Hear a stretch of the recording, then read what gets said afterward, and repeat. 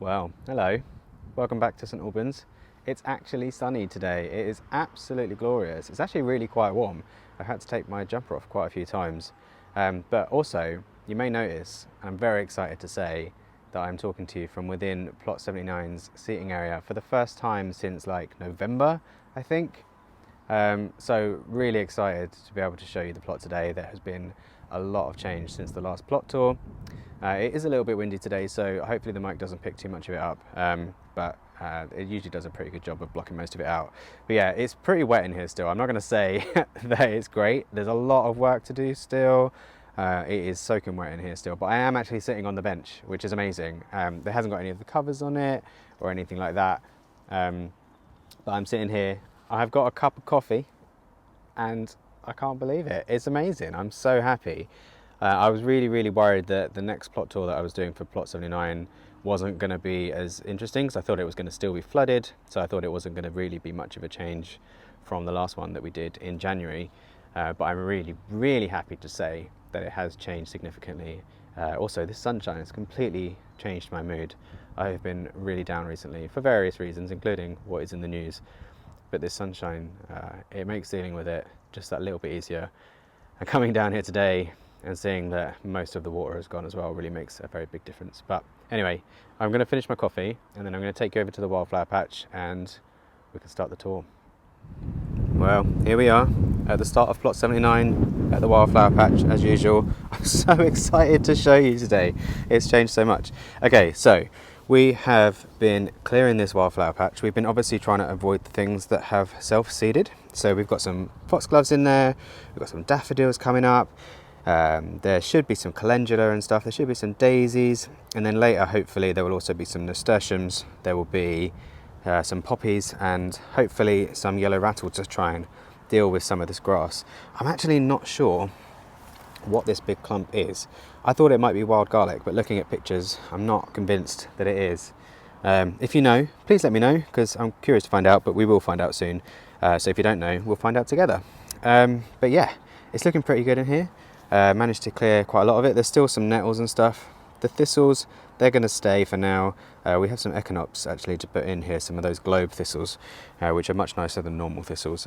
But for now, the normal thistles, they can stay in here and will be something for the pollinators to feed on. So yeah, hopefully this area is going to be really good this year. I'm really hoping it is. I'm really happy that a lot of stuff has self-seeded, and apart from the grass, there's not too much to deal with in there, and that's what the yellow rattle is for.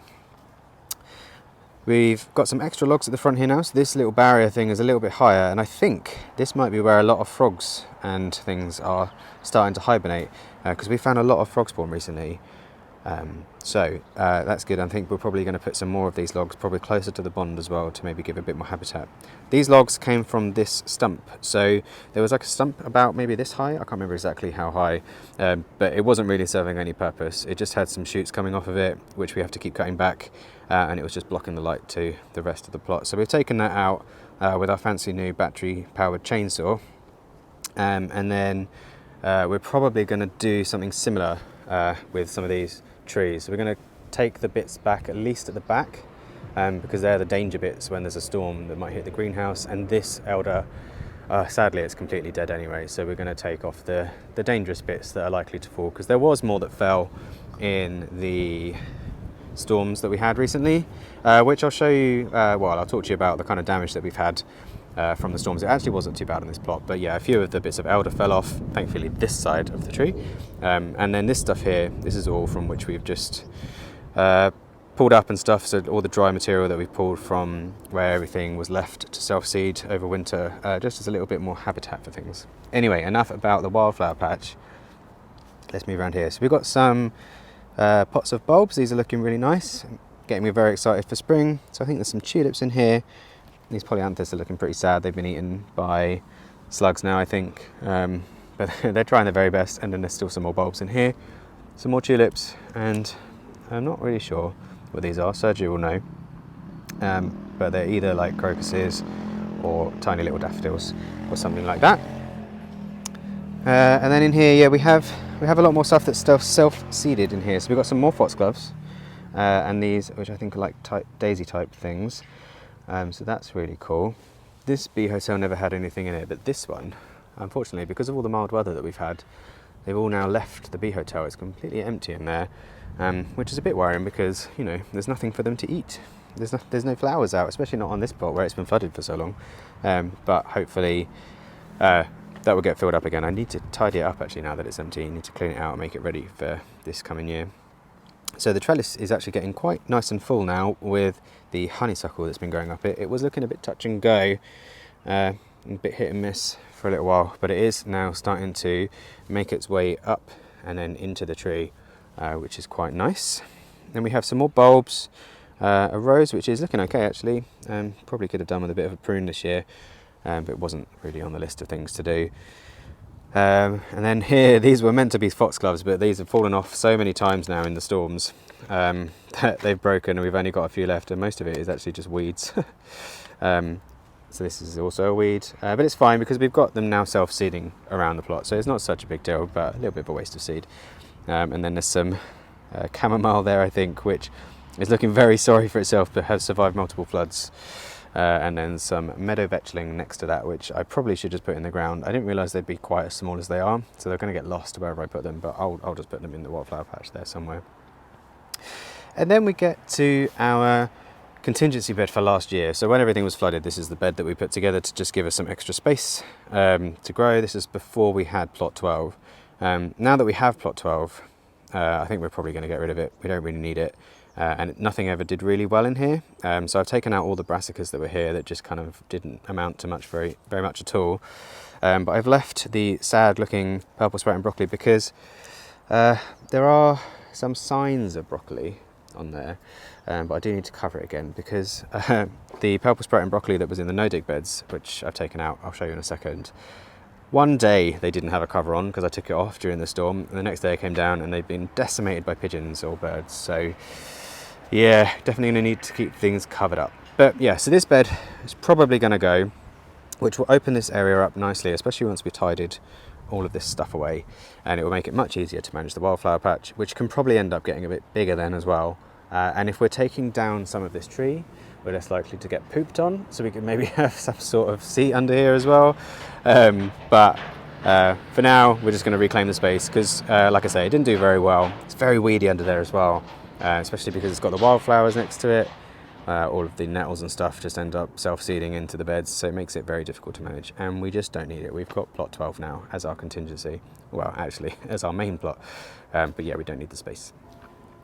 Dinky shed, I've now put this back in. You can see there's a hole there. There was an issue we had both in here and in the greenhouse where something was burrowing underneath, no matter how much we filled it back in. This one seems to have stopped, but there is still a problem in the greenhouse. So we had to move all of this away and try and deal with it somehow, but this is fixed now. So yeah, this is kind of getting a little bit back to normal now. No real damage on the shed from the storms, which was really nice. We've got all of our canes there, nicely tidied away. Bit of a mess around the back there. That is our stuff on this side of that trellis. But it is kind of purposely there, especially the grass, because that was acting as a kind of a way of protecting the glass if it fell forward, because there's some glass stored around the back there. So in the storms, some of it did fall and the grass did manage to save it. It stopped it smashing. So the greenhouse, the storm that we had on, I forget which day it was, Wednesday, which was Dudley, I believe. That one, we had the door open. We left the doors and the windows open, and we propped them open because it meant that the wind could get in, but there was all the rest of the glass was still in, and it was so strong even in Dudley that it popped these two panes out here. Luckily they didn't break, they just fell onto the ground and they were quite easy to put back in, but we didn't bother putting them back in until after Storm Franklin was finished. So between Dudley and Franklin, I think I've got those names right, there was obviously the really, really bad storm, and we were inside the red weather warning area. So even with these two panes out and the door open and the windows open, we did have, we took out more glass. So I took out these two panes here and then the equivalent ones at the back on the other side. And I'm glad I did, because I think it really did help save our greenhouse. But we did have two smashed panes of glass on these back ones here. So we took those ones out and these ones out, and those two then fell out, and one of them smashed really quite badly. But it's fine, we've got loads of spare glass, it's not a problem. And having it open, I think really saved our greenhouse, because we came down here just after the red warning finished, and there were some still serious gusts, and the whole thing was just shaking. And I do not know how the glass that was still in didn't shatter, because literally the whole frame was shaking like crazy. It was actually terrifying to watch, and I dread to think how it looked during the worst of the storm. But really happy to say that only a couple of pieces of glass smashed, which is really nice. You can see the water butts now. They really need sorting out, and that is a job that is on the list. If we keep getting weather like this, I'll be more inclined to come down and fix it. But yeah, I just need to empty them out, re-level it, and then turn them around. And then, oh no, I've missed some things. I'm going to go back. I was a little bit too eager there. Right, so the no-dig beds. So last year in here we had brassicas, some more brassicas, and then loads of just little bits and bobs. There was some chard in there, peas, beans, all sorts of things, because again, this is all the space that we had. Nothing really did fantastically, apart from maybe the peas and the broad beans. This year, we're mostly just going to focus on things like beans and peas, and things that take up a lot of room, like squashes. That's what's mostly going to be on this plot. So under here, we have some broad beans that I have been pre-soaking at home. They haven't come up yet, so there's no point showing you yet.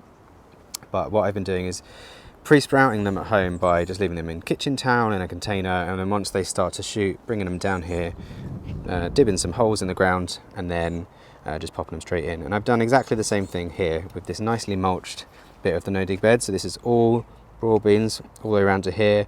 There's still a couple of leeks in there. These have been in for a very long time and have done very little, I guess because of the composition. There was rocket this side, I think, and then there was also the chard here, which I've taken out. But they are now starting to get to some sort of size. I don't know if they're worth keeping in, but they can stay in for now. But it won't be long before this whole bed is also beans. So yeah, it's not looking good for these leeks, but I have got more leeks on the go. Hopefully this will be the year that we actually get leeks, and they will go into plot 12, they won't go into plot 79. Nothing else in there. It's just been a little bit weeded and tidied, ready for some more beans, which are going to go in eventually. We have some more pots of lovely bulbs coming up, some more tulips and some more daffodils. I think these might be white ones. And then probably some more little daffodil type things. And then in the greenhouse, it's looking a lot better in here. I've managed to tidy up quite a lot of stuff in here that we dumped in here during the storms, which is really nice. On the left, we have a grape. We have a rose, which has some weeds in it, so we probably just need to empty that out and repot it. The wisteria that we saved from the flood, that's fine. It's got buds on it still, although it hasn't really changed much since the last tour, but it's still doing okay.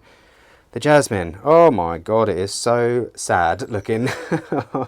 I'm really sad because we really held off putting this in the ground for a really long time, and then literally the week after it went in the ground it flooded. So we took it out and we put it in a pot, but it is very unhappy, so we've just put it in the greenhouse now to try and give it a last ditch attempt at improving. Here we have our cauliflower. These got a little bit eaten, but they are now starting to bounce back. I'm probably going to do some more sowings later in either winter, well, nearly the end of winter now, but sometime in spring, but they're starting to look pretty good. These peas were germinated at home, and then once they got to a decent size, I've brought them into the plot, which has slowed them down until we're ready to put them in the ground. Again, they could probably go in with the beans. So that the whole point of putting the beans and the peas in this plot this year will be to kind of try and improve the soil a little bit after the flooding. But we'll see. They're so nice. I don't really want to put them on this plot. I'd quite like to put them on 12, but we'll see. The onions, these need pricking out now, I think. They're looking a little bit ropey, but it's not such a big deal. They germinated so quickly. We can probably do some more soon. Elsa Craig, I think these ones.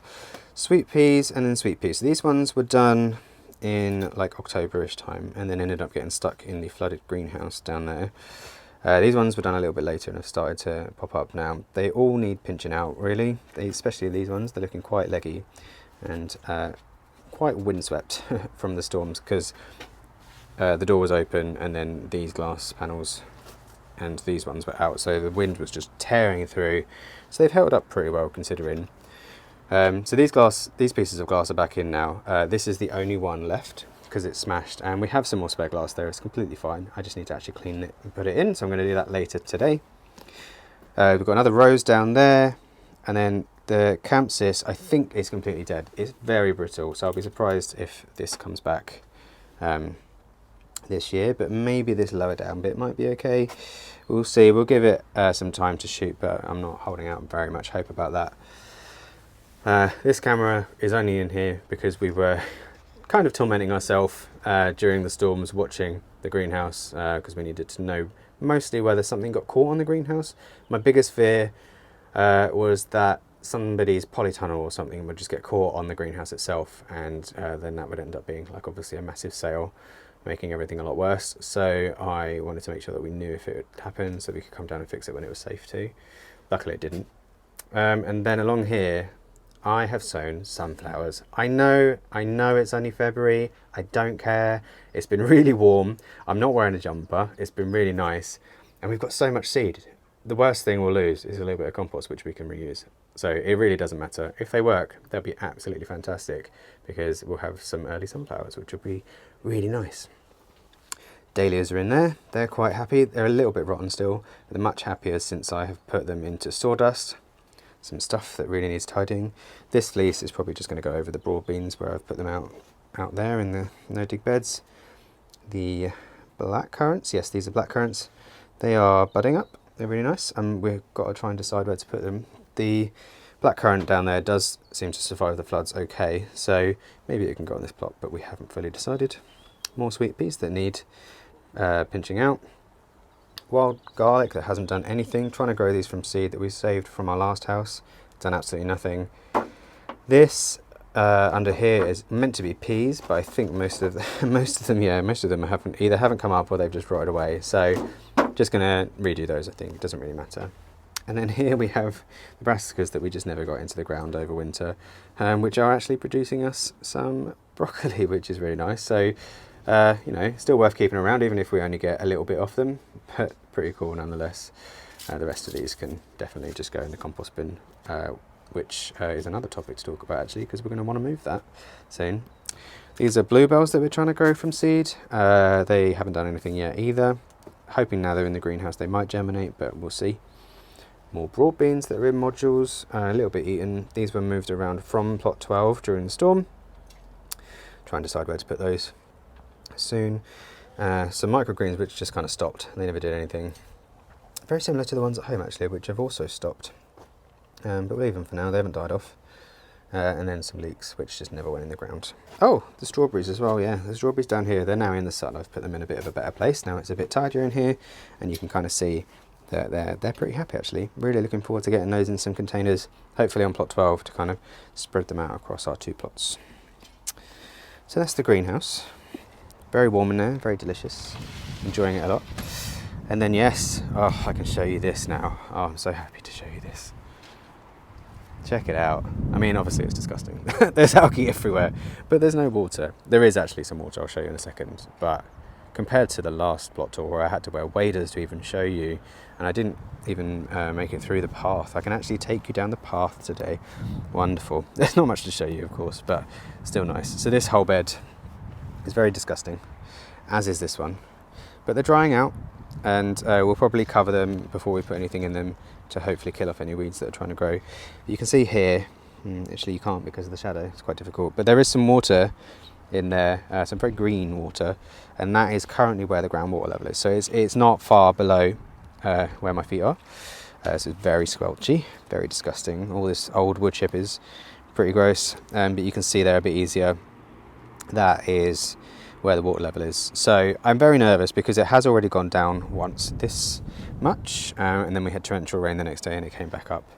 But it is going down as quickly as it comes up. So it comes up overnight and then it goes down kind of within a few days anyway, not quite as quickly, but pretty quick. So as long as it keeps doing that, it's not a big deal. And if we could get a few more days like this, it will be low enough that we probably don't have to worry too much if it rains, which is really nice.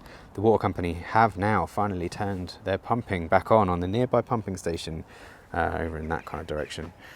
So we shouldn't have any more major catastrophes, I really hope. Anyway, so under this mesh is our pond, I'm really happy to say that we have some frog spawn, but not for the reasons that you'd think. I've actually had to save it. So there are some there. There's a big clump over there. There's a little clump there, which is looking a bit gross actually. It might not be viable. And then there's also some in the deeper pit, which I've saved to try and vary it and give it a bit more chance of surviving against frosts. But I know that they prefer to lay their frog spawn in grasses, and one of the reasons I know that is because I've had to keep saving it from over here. So while it was like semi-flooded, this bit was still quite damp, and every day I came down here there was just some more frog spawn in this path. So I've been saving it before it dries out too quickly and putting it back in our pond over there, and then I found some more over there today as well. So hopefully we get some frogs this year. So I know that we need to improve our habitat around the pond. So we're going to put maybe some rocks or some logs and stuff back there, which is a little bit better for them to hang out in, I guess. I also interrupted some frogs mating today. So yeah, it's looking pretty lively in here, despite how disgusting it is, but I guess that's what the frogs like. These IKEA planters, they had completely fallen in the flooding and in the storms, so really happy to just, even though this isn't where they're going to stay, just tidy them up a bit, because it was really annoying me that you could just see them like in the path just kind of falling down. So it's already looking a lot tidier.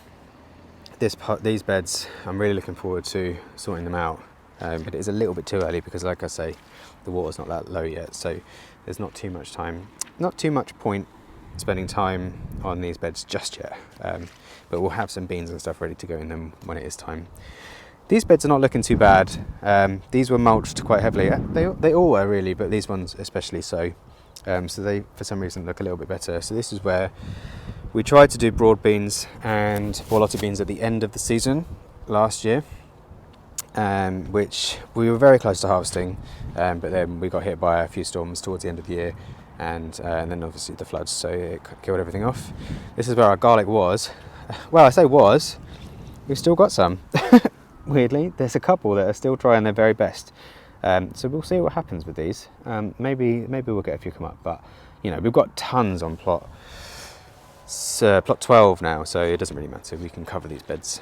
And then in here was some more broad beans, and again, cut those back.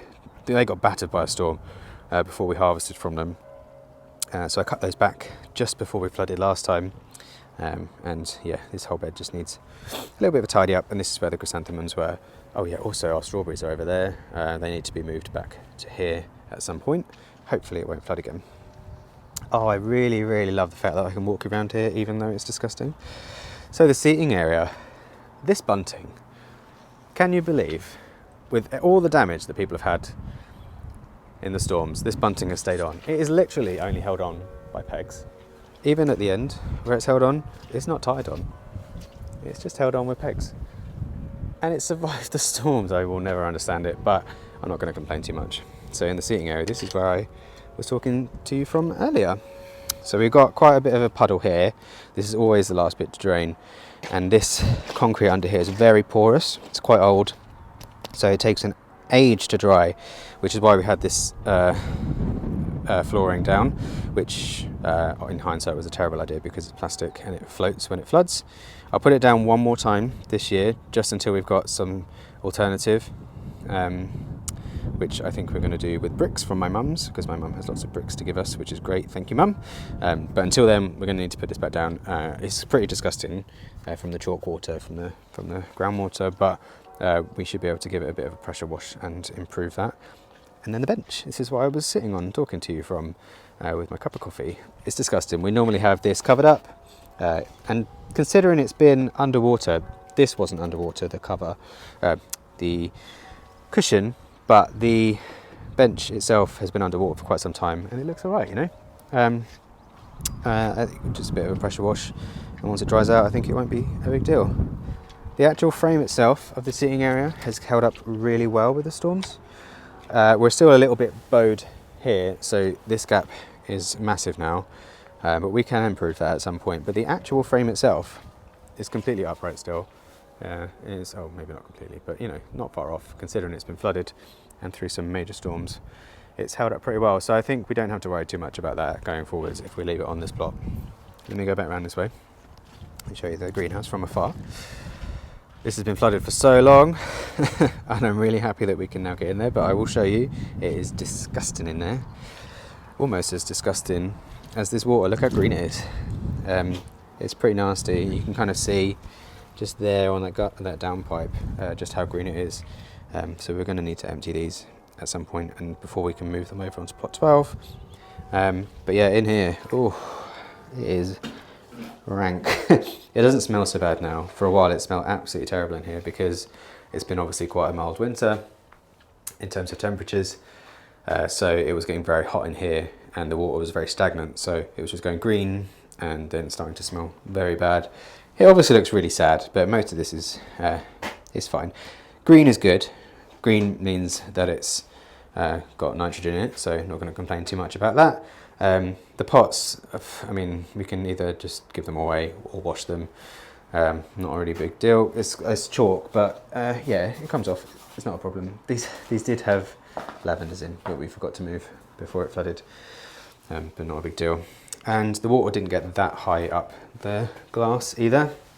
So there's only a few panes of glass that we need to give a really good clean compared to last time. And the base will just pressure wash off nicely too. But yeah, hopefully soon we will get the process of moving it started. So I have actually measured now the size that we need. Whoops, nearly fell.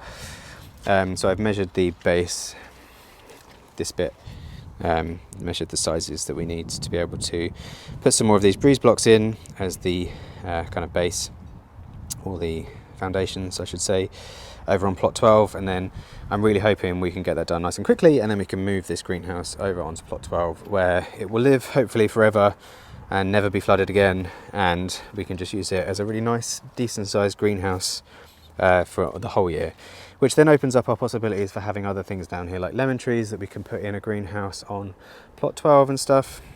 Yeah, it doesn't make sense to leave it on here. We put so much work into renovating it. We may as well put it somewhere where it's unlikely to get undone every single year.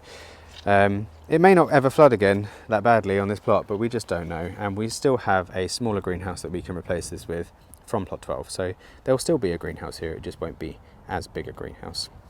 In terms of damage, absolutely none. This greenhouse is magic. A part of it, I think, is because we have the door on the other side, so the prevailing wind comes from this side. So it's hitting a completely sealed greenhouse from this side. We did open up the window there and the auto vent and the door so that when wind could go that way.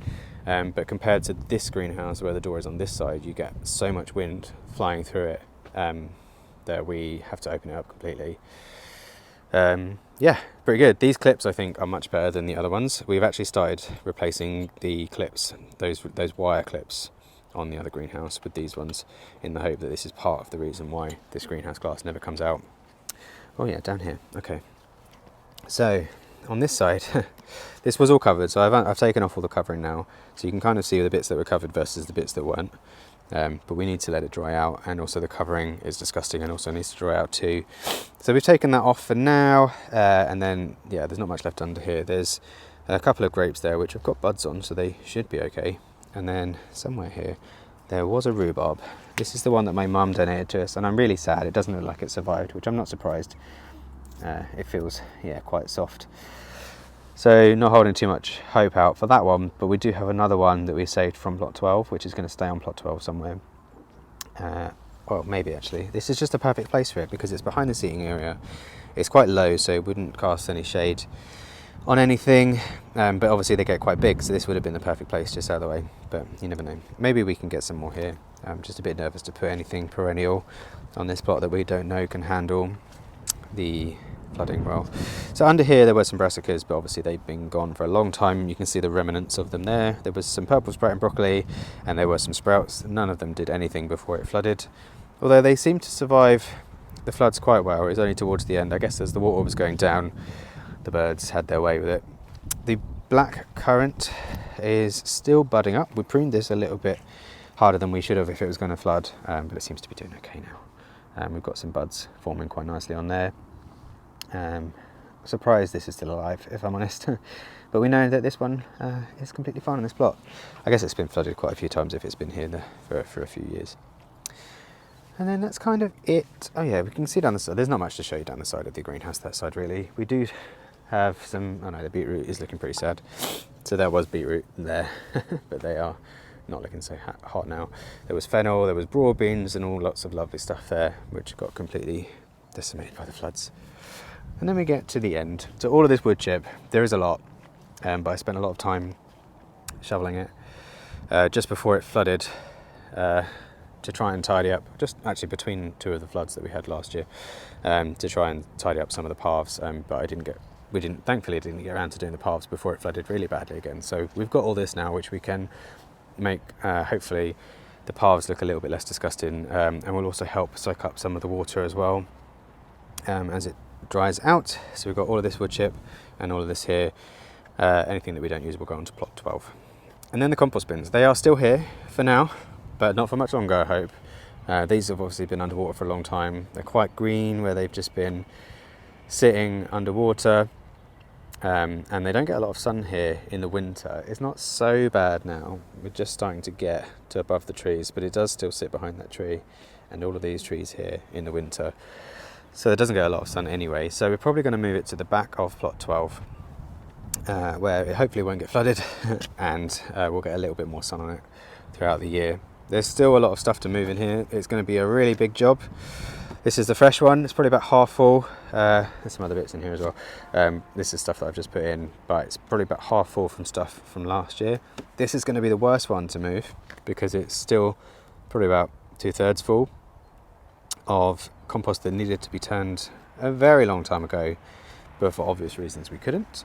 And then this one's pretty much empty, so it shouldn't be too big a job to move this. So we'll move this one first. We'll just spread this compost out that's in here somewhere on plot 12. Move this